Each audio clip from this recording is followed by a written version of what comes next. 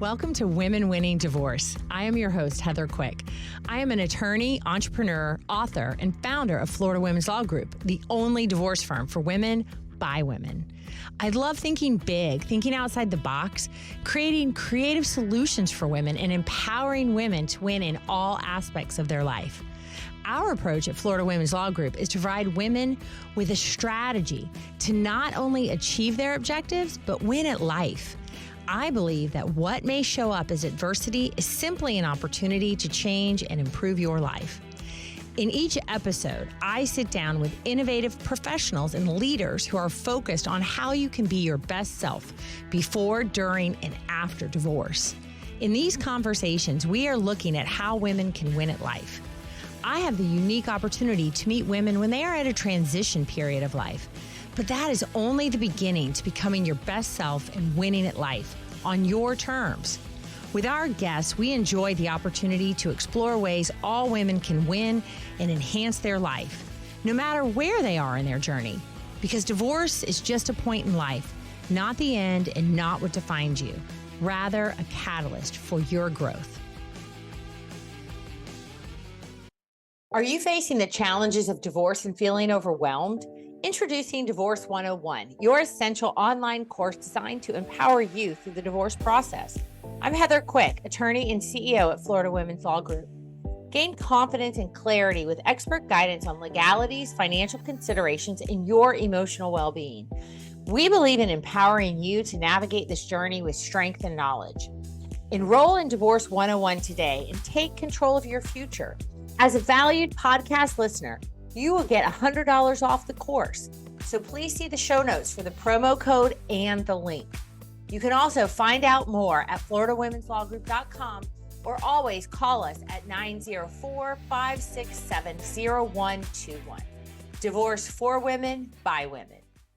Welcome to this week's episode of Women Winning Divorce. I'm Heather Quick, owner and attorney at Florida Women's Law Group. Today, we have Dawn Wiggins joining us. Dawn is a divorce coach, self-proclaimed divorce recovery maven, and licensed marriage and family therapist with offices in Boca Raton and Key Largo, Florida. So we are here today to discuss loneliness in divorce, and welcome to the show, Dawn. It is great to have you. Hi, Heather. Thank you so much for having me.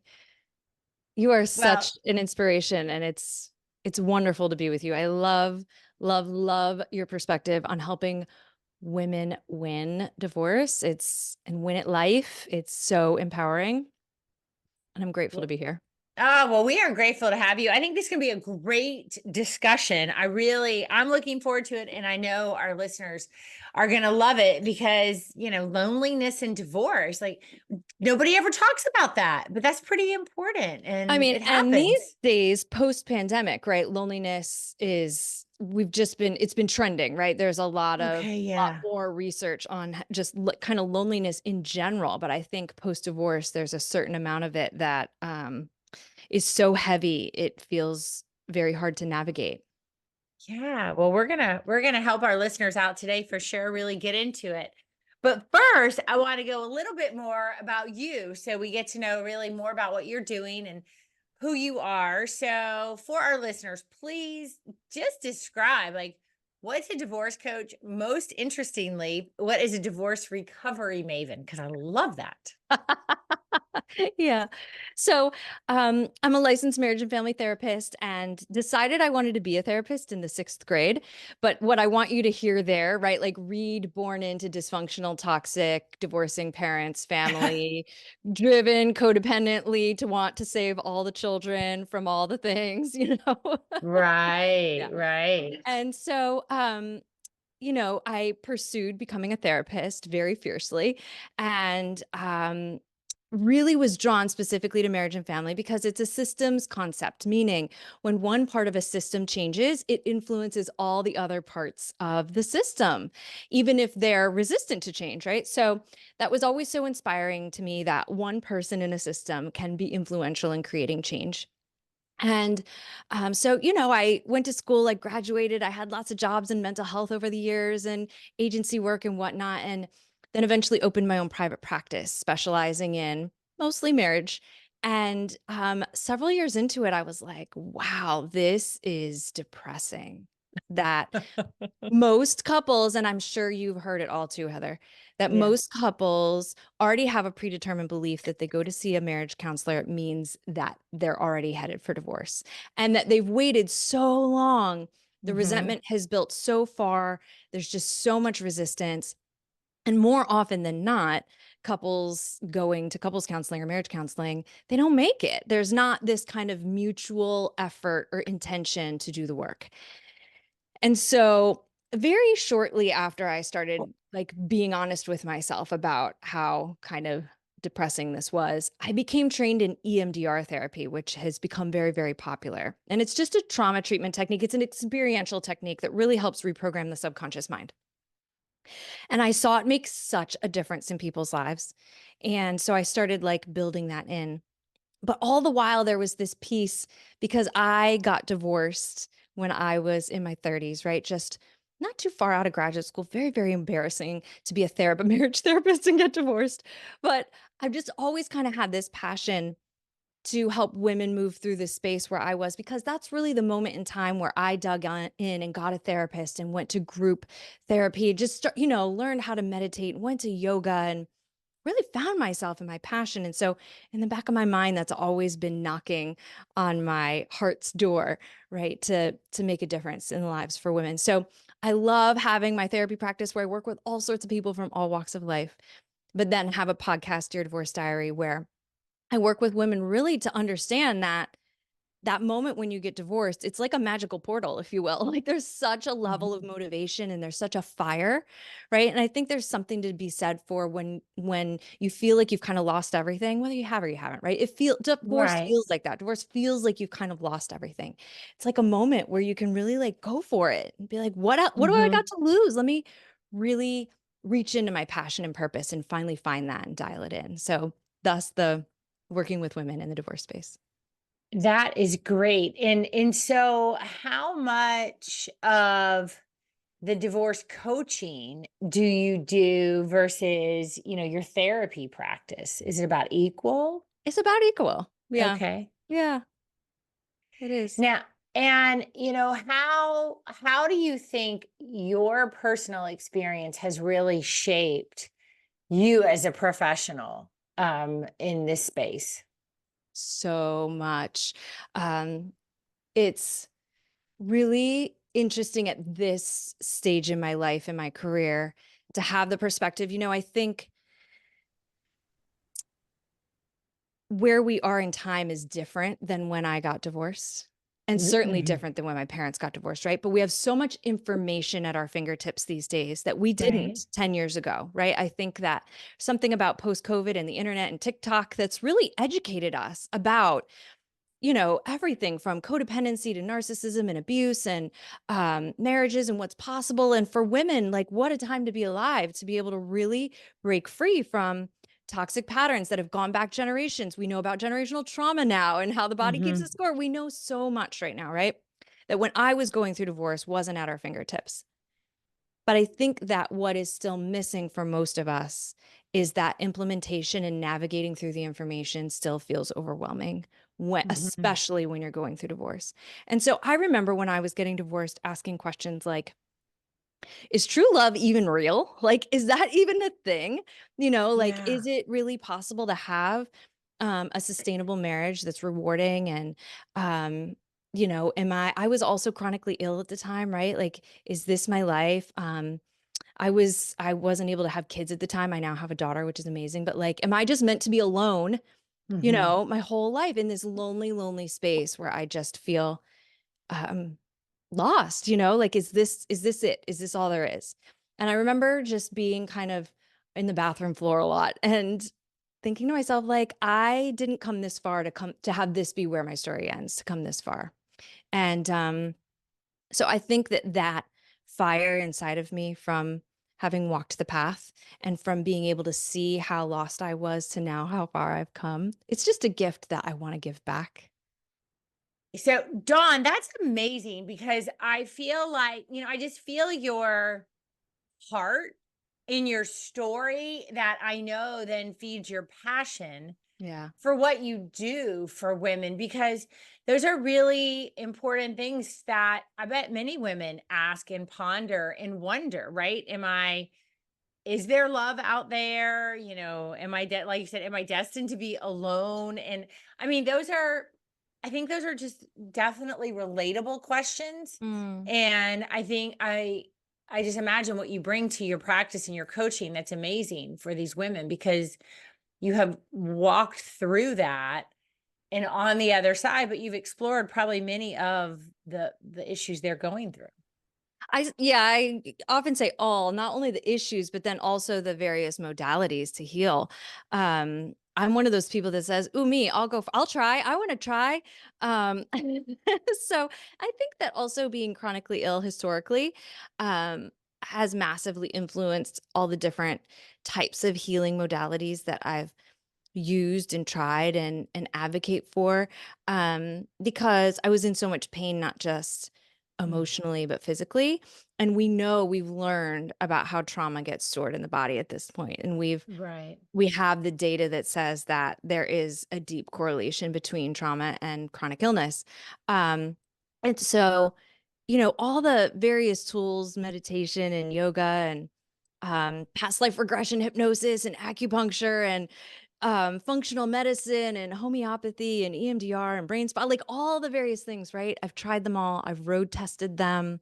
And I like to bring back the ones to women that I know and believe are going to move the needle in a meaningful way, and Mhm. to empower you to use these tools. I think that there's something to be said for both the healthcare space and the mental health care space, that it's become in many ways out of touch for a lot of people. Hard to know what is the difference Mhm. between a marriage and family therapist and a social worker and a mental health counselor and a divorce coach. And how do I know which one is going to actually help me? And can I even afford it? And I think that I often end up with a lot of clients who have been divorced multiple times, and they've tried a lot of different modalities, and then they end up with me because we do kind of a deep dive in this precision work, to address the underlying issues that were always there. But it's like, how could we skip that kind of process where you've tried so many things and it didn't get to the heart of the matter? And I think that's unfortunate. I would love for us to do better as mental health professionals, um, to really teach how to rewire the subconscious mind, how to make it less overwhelming. One of my Mhm. favorite things to do is to teach women how they can use EMDR at home. Um, how often are we triggered or upset outside of session, and we don't have a therapy appointment for a week or 10 Mhm. days, but there's something to process now. And when it's coming up and I'm feeling it in my body right now, how powerful would it be if I had a tool I could grab for that was going to transform that now, instead of waiting and feeling like I have to depend on healthcare providers in order to get well, which perpetuates healthcare anxiety and a Mm. feeling of disempowerment, which I think that when you're going through divorce, disempowerment is already like a keynote. We're really reaching for our power in those moments as best we can, but it's heavy. And so I just really love putting these tools in the hands of women and teaching them how to use it and empowering them that they can use it. And Mhm. um, yeah, to really claim their well-being for themselves. Yeah, that's amazing and so important. Which now leads us to that's a great, segue into the title of today's episode, Loneliness and Divorce. Now, this is something you speak about very often. How do you define loneliness? Mm. Depend on which audience I'm talking to. Yeah. So at its core, I believe that loneliness, there's a lot of different flavors of loneliness, right? But at its core, I really believe it's a sense of isolation from one's true purpose and passion, and also a sense of isolation from one's higher power. So I'm going to take it to that place, right? I Okay. think it's not just psychological or emotional, I think it's also spiritual, kind of coming out of this tendency to habitually look for my sense of well-being in my partner, in my children, in my roles, in my job, in my peers, in my identity on Instagram, or in my physical appearance. Like I'm guilty of this, so much time, calibrating our sense of well-being based on how we look, or, you know, and so much of that is cut off from the truth of our purpose and our passion and our higher power. And so then I think that in divorce, now I've worked through loneliness at many seasons in my life. I was an only child, a latchkey kid, Gen Xer, you know, like Yeah. loneliness is, I'm no stranger to it. But post divorce, I think for most of us who come from maybe some sort of issue in our family of origin. You know, I'm a child of divorce personally, and then think that marriage is going to solve some of our problems. I know I thought marriage was going to solve a lot of my problems. And then not only did it not, then Created some, right? yeah, right. But I didn't spend those years in my early married years, right, finding myself. It's the opposite. Most women talk about losing themselves in marriage. Mm. And so, what does that mean to have lost oneself? Well, I think it means that we've been repressing a lot of our feelings, a lot, you know, a lot of emotional suppression, a lot of things that maybe we really love or are passionate about, but will protect the relationship over our own sense of self. And I think we lose ourselves in many, many ways. And so then the backside of that is loneliness. And it's Hmm. a sense of being lost or isolated from actually self. We think about loneliness as being isolated from people, but there are Right. people everywhere. You know, you could walk out the door and probably meet a perfectly lovely person. But there's like something blocking us from really feeling that connection on a deep, meaningful level, or feeling like connection with someone else can be fulfilling in that way. And sure, we're wounded or mistrustful after divorce, but I really think that the isolation is from, it's really me with me. Does that make Hmm. sense? It does. It does. And I think, yeah, because you kind of get lost in like, who am I now? Right. You become a little bit removed because you fill so many other different roles sometimes that Hmm. you then wonder, well, where, who, yeah, who am I? What am I bringing to the table? How am I showing up? So Dawn, you have this amazing resource, called the Loneliness Roadmap. Yeah. And what is that like? I want our listeners to understand, you know, if what that is as far as, it's a course, I believe. And, you talk about individuals not wanting to, own loneliness or claim it. But also just kind of what does this loneliness roadmap, what does that, what is it? What does it Yeah. share to people? So yeah, I call it like a mini course, or it's like immersive journaling, which is Okay. like a phrase that I like to use these days. So we've learned so much that we can't think ourselves out of mental and emotional problems, right? So often want to think in order to solve problems. And we can kind of, think our way out of some budget issues or about, what we're going to make for dinner. But when we're trying to heal deep wounds, we can't think our way out of it. And falling prey to that idea is often part of what keeps us stuck. And so Okay.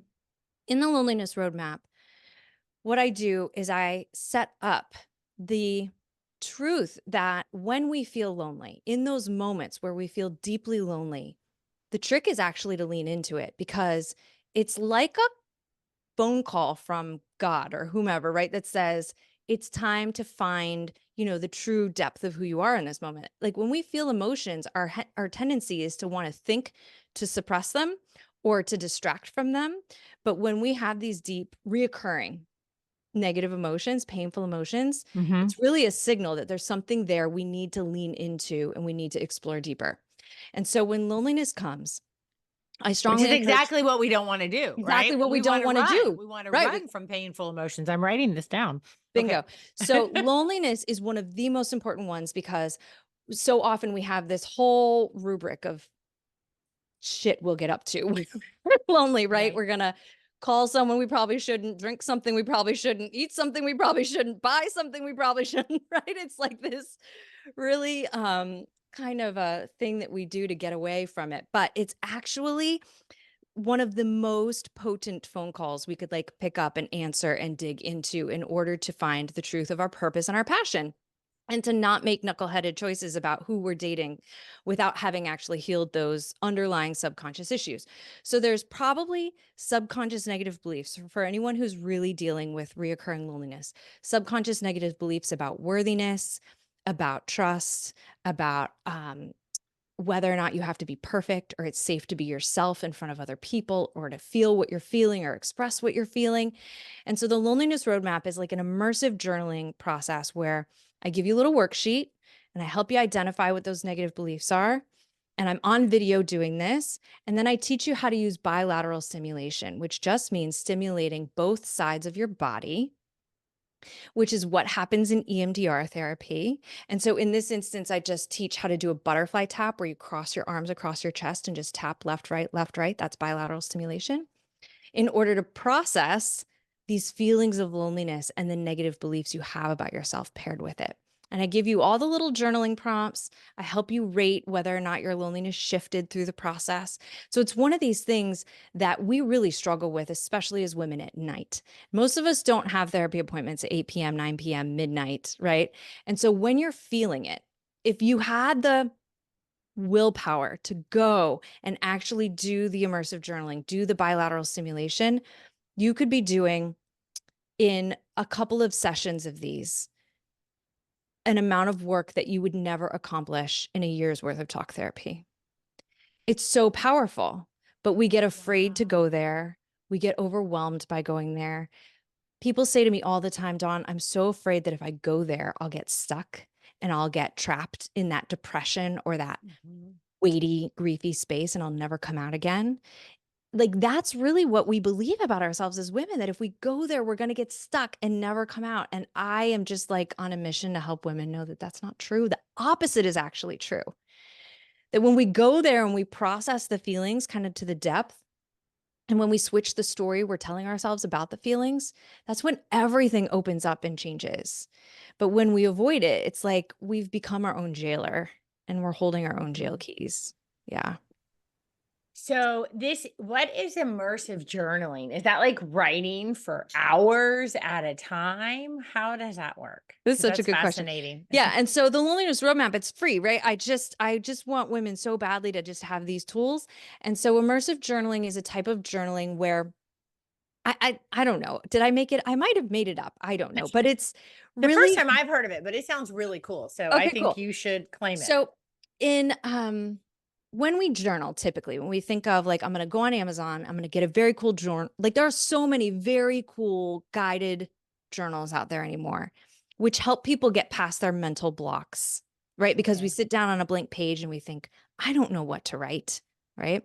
Mhm. And so there are so many great journal prompts out there, but I find that even still, we have blocks to dealing with our feelings and we get intimidated by what's going to come out and we second guess ourselves. Like as women, especially, we second guess ourselves. We have so much self-doubt.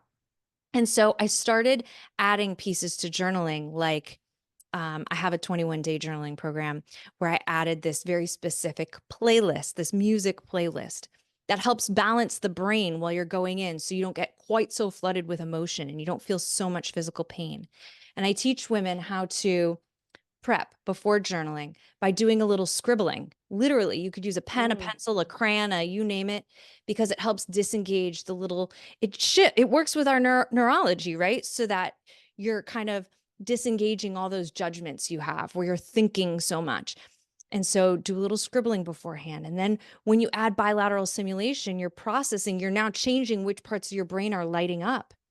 You're creating access to the part of your brain that can think adaptively, right? It can grab positive, beneficial information and integrate it, and like let it take root. And you're also able to process down in your kind of brainstem where we have these primal emotions, where we do fight, flight, freeze, fawn. Mhm. We're able to process those things that get stuck in there. And then it causes us to feel like what happened then is still happening now. So when we journal immersively, right, when we bring in these other aspects, I also teach women how to do body scans and breath work when they're journaling so that it involves these pieces of body work into the journaling process. So it's Mhm. more profound. So the results are, and no, you don't have to do it for hours.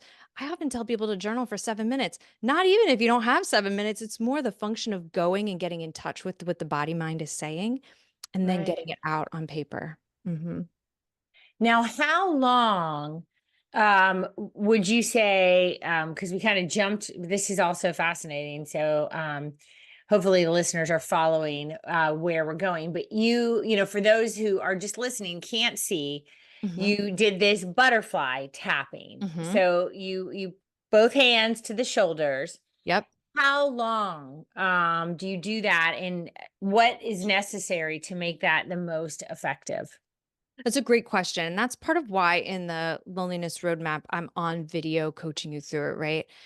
I usually have you tap for a minute or less, usually less. Okay. And then the key is while you're tapping to just kind of be observing. So it kind of pulls in elements of meditation, if you will, right? To just be observing, just notice what's coming up, notice what's going through your mind, notice what emotions are feeling, notice what body sensations are coming up. Just be a gentle observer.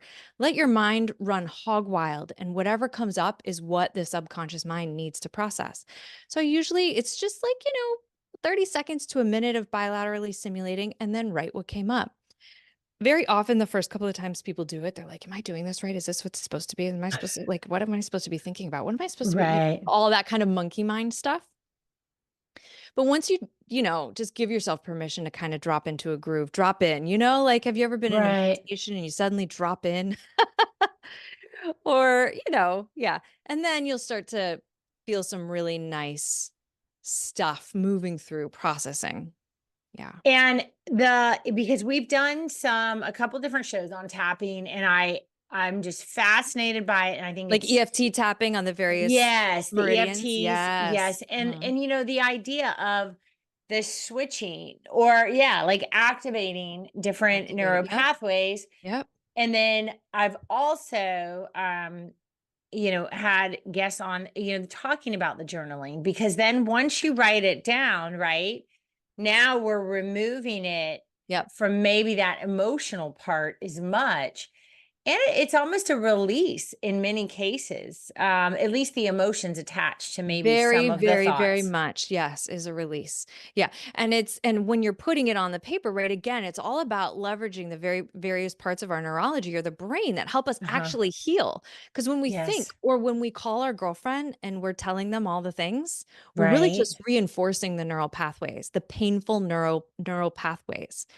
Mm-hmm. Reinforcing them, right? When we journal them, we're processing them, we're metabolizing those negative emotions.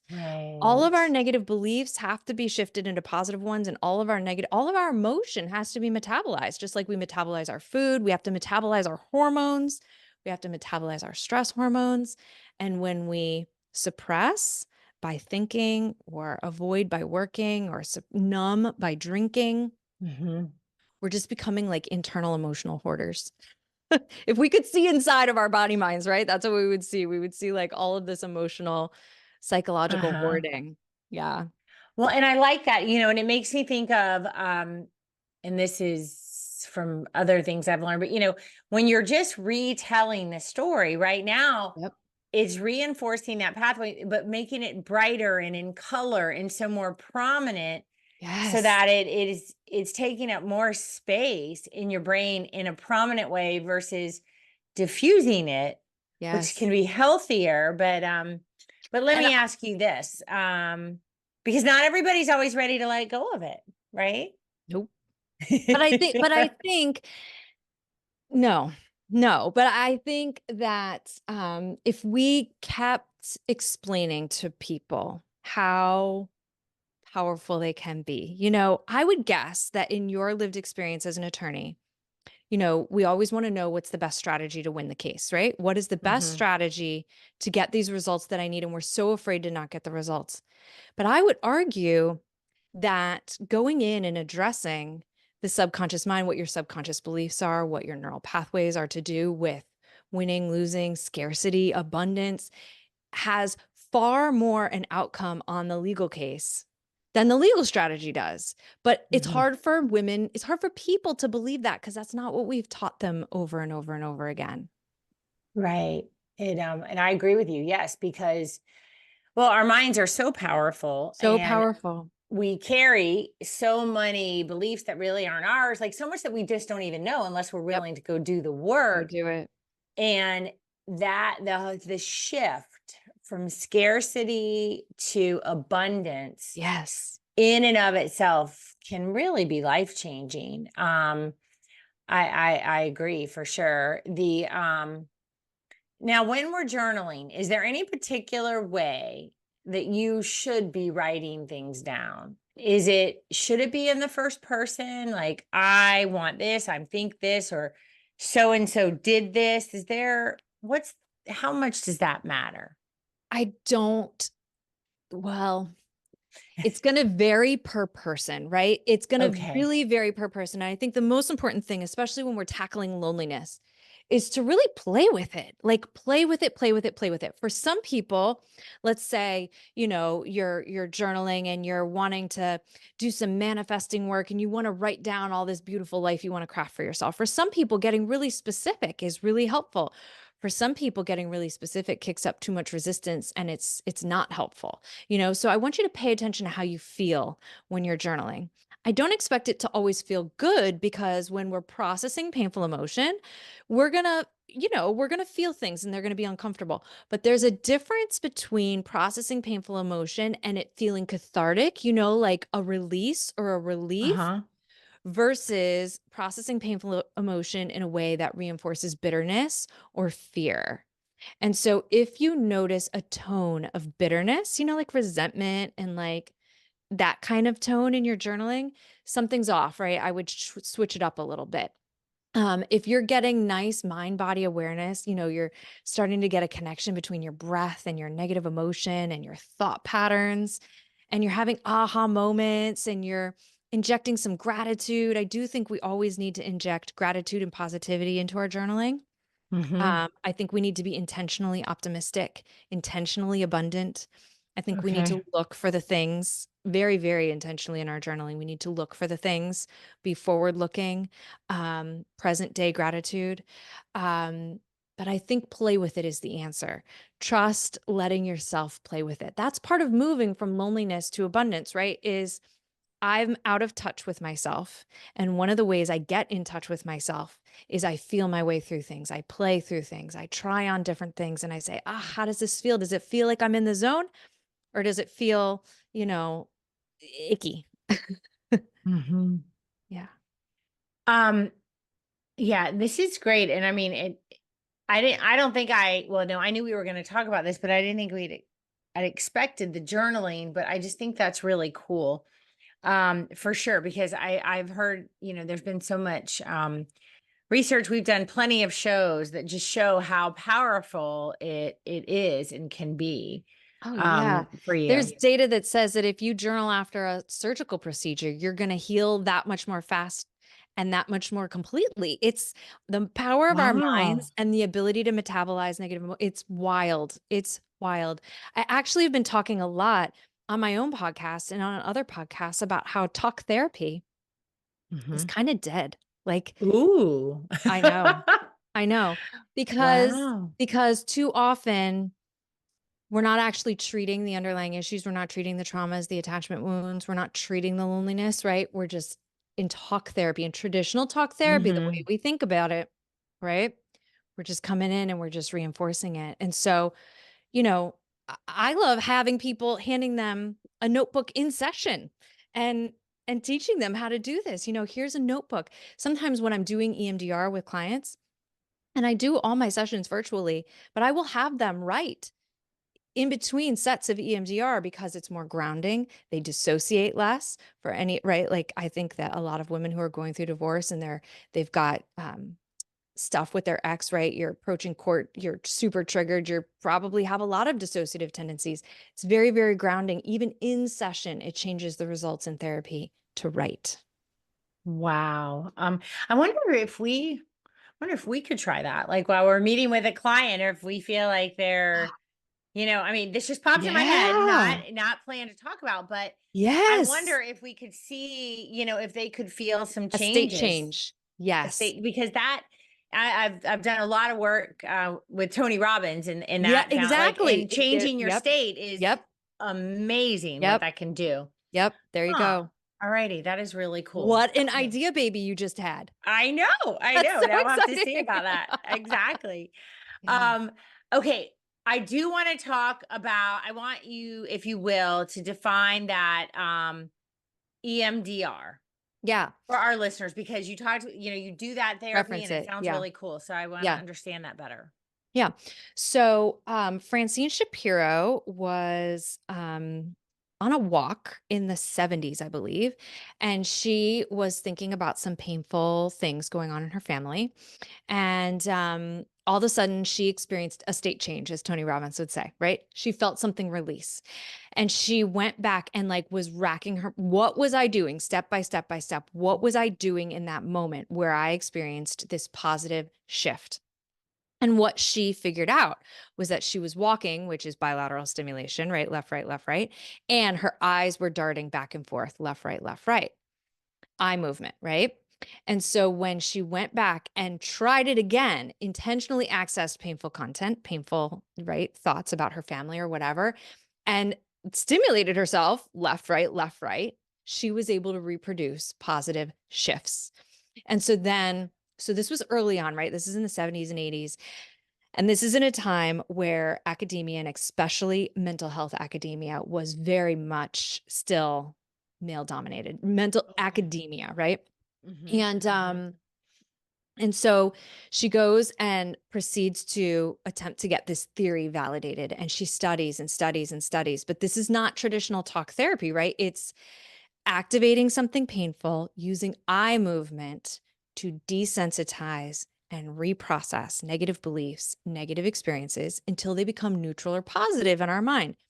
So she dedicated her entire life to validating this modality. She named it EMDR for eye movement, desensitization, and reprocessing. By the time it started gaining popularity, she had naming regrets because it's not like the quickest, easiest thing to understand. But by that point, she had already, it had already become a recognized theory, and it was really too late to kind of go back and change it. But we know now we can use kind of all sorts of bilateral stimulation. There are therapists who use like buzzers in hands, right? And it's like a left, right buzzing in the hands, or like auditory left, right tapping. You can hop on a lot of different meditation apps these days and pull up bilateral tracks, which are going to be auditory bilateral stimulation. And it can be very, very soothing. You can use bilateral stimulation to soothe. You can use bilateral stimulation to process. I think when I was being trained in EMDR, and when therapists train to do things, we practice on each other, right? It's called practicum. We practice on each other. It's super interesting. I remember asking in one of the first or second trainings, like, if we have this inborn capacity for our body to heal itself, which I 100% believe, I believe we were designed to heal. And I think when healing gets hung up, it's because there's an energy block somewhere, and we just have to know where to push or release in order to complete healing, right? And so I was like, if we have this born in us, where was it in our history, right? Where we were just kind of naturally healing. So I remember talking in the training about like drum circles and people who run, or, like just walking. It's bilaterally stimulating. So I think we've been using this technique throughout the course of human history without realizing it. But what we understand about bilateral stimulation is that it helps that brain activate adaptive thinking, where we can pull in healthy thought. So often, so much of what we think, feel, and do is driven by our subconscious mind. There's this piece in our brain called the reticular activating system, and it's responsible for so much of what we do. But when the reticular activating system has a belief, it's constantly scanning the environment to find the data to reinforce the belief. So if I believe I'm not worth it, and he cheated on me and he left me because I'm not worth it, my reticular activating system is doing what I've told it to do, and it is scanning the environment for all the evidence that I'm not worth it. Now, when I add bilateral stimulation and I think about all the times and all the places that I'm not worth it, all of a sudden that healthy adaptive part of the brain, once we've processed enough of that painful content, the adaptive part of the brain is like, maybe I am worth it. Maybe that's not true, because now all of a sudden it's dropping in all these experiences where I felt like I was worth it, where I had positive people influence my life in a meaningful way. And it's fascinating. The other thing I love about this as a therapy type is, in old school traditional talk therapy, which I think is kind of dead, the therapist is interpreting everything for you. And in this technique, your subconscious mind is driving the bus, and your subconscious mind is what drives your life. And so I think that it's such a person-centered, empowering technique that creates massive transformation. It's so inspiring to watch.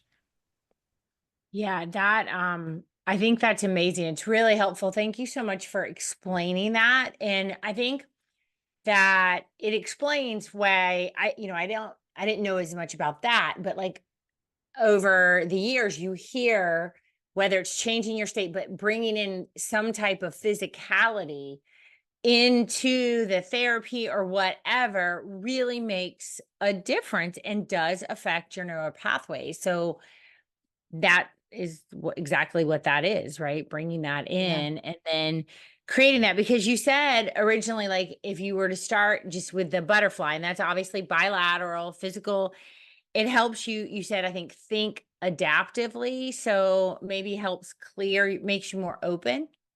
Would that be a fair statement For or? sure, more open. Okay, more We've all open. had positive and negative experiences in our life, but we tend to focus on the negative ones more than the positive ones. And that's typically because the brain is just a creature of habit, and its top priority is survival. And so, Yes. it's just habitual, and it perceives that focusing on these negative things is what's going to ensure its survival until it's not, right? Until it doesn't, right? Right. But we have to teach it that.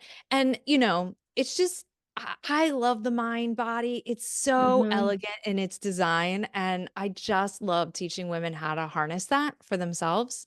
Um, yeah, so it definitely creates a more open mind when we're bilaterally stimulating.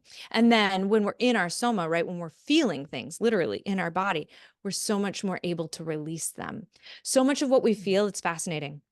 We pair a story with it, right? So let's say I get a little nervous or I get a little anxious, and then my mind goes, that reticular activating system, it goes to find all the evidence from my past why I should be anxious in this moment.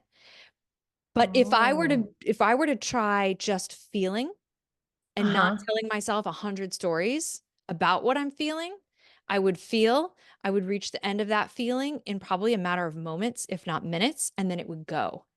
It's the stories that we keep telling ourselves over and over again that make anxiety or any other emotion become chronic because we rehearse the stories. Okay, this popped in my brain, and I could be, and it's just because I have, it's a like question male versus female, right? Because when you Okay. said you feel an emotion, Mhm. and if we were able to not attach a story, just feel it Mhm. and, then move through, move on. Mhm. Okay. Now, are men naturally wired to do that more easily than women? And the reason I ask is 'cause I have a son, I have daughters, and and this is whether it's my belief or not, or whether it's true, but it feels like men can like get mad, move through it, boom, move on. And maybe we as women, maybe just me, I'm going to hold on to that a while, and I will attach a whole story to it. And it might take me a lot longer to move through that. And I notice that interaction, say with, the kids and their friends. Is that just isolated incident? Me as So we're gonna him we're doing gonna that? call this part of the conversation data because I can't tell you for sure, right? But I can tell you Yeah. anecdotally, right? Anecdotally. Okay. Anecdotally. Correct. So I think that we can kind of tell based on how people are living their lives. We can tell what their negative beliefs are, right? And we Okay. can tell because our lives are all driven by our subconscious negative beliefs. So if you see a man who's struggling in relationship, or he's struggling in leadership, or he's struggling as a parent, or he's struggling in a certain way, like, you can know that he's got negative beliefs and stories attached to what he feels that he hasn't dealt with. And I think it's Okay. fair to say that there are a lot of men in the world who are struggling with intimacy or connection or Hmm. relationships in a meaningful way, right? However, that said, I do think that for men, it's easier for them to feel anger and not necessarily tell themselves a story, because that is the one emotion that they're socialized to have that's normal for men to have, which is anger. So I think that with anger, Ah. yes, they can, probably socially with them within their peer groups, they could probably feel anger and not have such stories attached to it because it's socially appropriate for them to feel angry.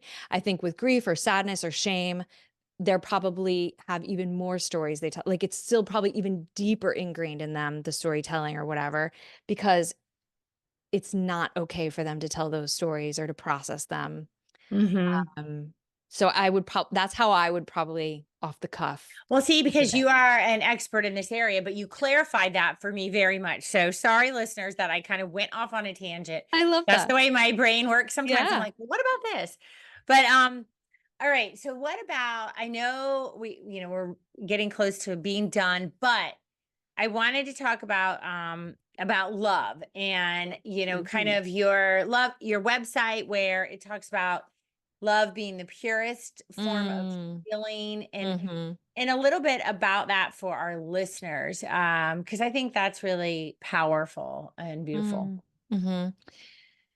So, bringing it full circle, I guess. Like, I think that when I was in my post-divorce healing journey and I got super plugged in to all the healing spaces, I joined Al-Anon. I started working the steps in Al-Anon, got a sponsor, was going to meetings. I built relationships with a lot of mature women, like gathered up a bunch of extra bonus moms. I started really healing shameful places inside of myself where I didn't have a lot of self-worth or self-confidence. You know, there's a difference between confidence and worth, right? I can know Mhm, that I make a mhm. mean chili and I can be really confident about my chili recipe, but that's different than feeling like you're going to love me if my chili is not delicious. It's like that underneath the things we're confident about or skillful about. There's this deep, like, but are you going to love me if I'm not perfect kind of stuff that I think especially women have to move through. So I think the more I was in these healing spaces and I was coming to terms with my shame, I was really like cleaning out the closets of places where I was not loving myself well. I remember hearing things about self-love when I was in my 30s and recovering from divorce and thinking like I literally don't understand what this means to love myself. It felt so far away, right? To Mhm. be able that my own company was enough and to be able to validate myself in a deep, meaningful way, to be able to have negative feedback from someone and not get wobbly. And so I think it was through the love of other people that I started to understand the healing power of love, right? In these group spaces, in these workshops where people were healing together and it was intimate and we were sharing deep, scary, hairy things. And I also went back to God at that season of my life in a more intentional way, right? And really started building a more intimate relationship with God. And I just have always come back to that love through the whole course of time. Love has been the thing that heals, it has been the thing that redeems. And that typically, when we have massive conflict or illness or disease or brokenness, it's because we're blocking love somewhere in our lives. And so I don't know, maybe it's a big, heady concept that love is the purest form of healing, but I've really come to see in as a therapist, as a expert therapist, that what we're Yeah. really doing when we're healing mental illness is we're creating deeper and deeper forms of self-acceptance. That's what's Mhm. happening. Like we could talk about the neural pathways and we can talk about the synaptic connections and the neurochemicals but what's happening in just the kind of humanness of it all is creating deep levels of self-acceptance. And the more self-acceptance I have, the more mentally fit I am. The relationship between those two things is fascinating to observe. The more self-acceptance I have, the less anxious I am, the less depressed I am, the less I struggle with processing grief or getting rejected when I'm dating or you name it, Mhm. right? And so self-acceptance, acceptance by a creator, acceptance, right? That is what it is to feel love is acceptance, connection, open-heartedness. And from those things is where we're tapped into creativity, joy, being in the moment, you know, um, gosh, it's where all the delicious stuff happens in life. And when we're shut down and when we're disempowered, it's really hard to feel those things. It's hard to be in touch with them. Mhm. Yeah.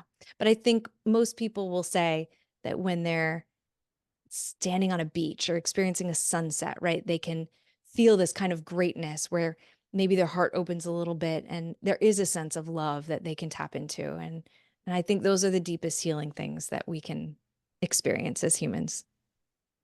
That's amazing, Dawn. I really appreciate that perspective. I agree with you. And I'm sure our listeners have gotten a lot out of it. But before we go, I do have a question. I'm wondering if you can impart on our listeners what you've learned about women and their resilience throughout your career. Oh, women are like what drive me. You know what I mean? Like sitting with women and watching them transform is my greatest joy. What was I was feeling? Oh, I was writing a caption for Instagram today, right? And I was like, I have a career I'm obsessed with, a family I'm in love with, right? But in that order, a career I'm obsessed with, a family I'm in love with. To sit with women and to watch them tap into their power and Right. to reclaim themselves from their wounds and the stories they've been told about who they are is the most amazing experience. You know, women, we're creators, right? All people are creators, but like women, we are creators. We have the Yeah. capacity to create life and hold life within us. And anytime we feel disempowered, we are so out of touch with just Mm-hmm. how much capacity we have. And so to women, I want you to know that as a therapist, I have sat with women who have experienced the most heinous of traumas and watched them reclaim their lives Mm-hmm. and go on to experience rich fullness. And if you're working with a therapist who's not guiding you through that, find a different one because you have all of the power inside of you. And just don't stop until you work with someone who helps you find that, tap into it, and live into it every day because you are pure magic. Oh, I love that, Dawn. I love it. Thank you so much. Now, where can our listeners find you for more information and resources? Yeah. My website, mycoachdawn.com. You can get to my podcast, which is Dear Divorce Diary. From there, mycoachdawn.com. Come find me on Instagram at Dawn Wiggins. I love getting DMs from women about what they're going through in their like where they're stuck in their healing process. You know, I'd love to chat with you about the podcast and whatever's going on for you. And yeah, come find me for sure. Well, thank you so much. What a pleasure it has been today to speak with you. Thank you so much, Dawn Wiggins, for joining us today, discussing loneliness and divorce and so much more. And Yes, you really, had such amazing questions. oh, well, thank you. My brain goes a lot of I different love ways it. Yeah. often. So, Yeah. but I really appreciate it. I think we got a lot of great things Yes. today on how to work Yes. through it and come out stronger on the other side. Thank you so much. Thank you too. And listeners, if you or someone you know is going through divorce or is thinking about a divorce in the Northeast Florida area, please reach out to us at FloridaWomen'sLawGroup.com. Also, we invite you to join our Facebook group, Women Winning Divorce, where we are starting a community of women who want to have positive discussions and help one another move through it. Yes. You'll find the links in the episode description. And if you enjoyed the show, we truly appreciate a 5-star review to help other women going through similar challenges find our show. Please see the show notes. We will have all of the resources we talked about today with those links in there. And everyone have a great day. Thank you for listening. Thank you for joining me for this episode of Women Winning Divorce. My goal is to elevate your life and the way you are thinking so that you are best equipped to win at life. If you enjoy the show, please subscribe so you automatically get my new shows every week. And I would love to hear from you personally. Come join the conversation on social and join our Facebook group, Women Winning Divorce. We welcome your comments and suggestions. We want to bring you content that helps move your life forward. Women Winning Divorce is the place for an elevated conversation on how women can thrive during times of adversity in order to live their best life.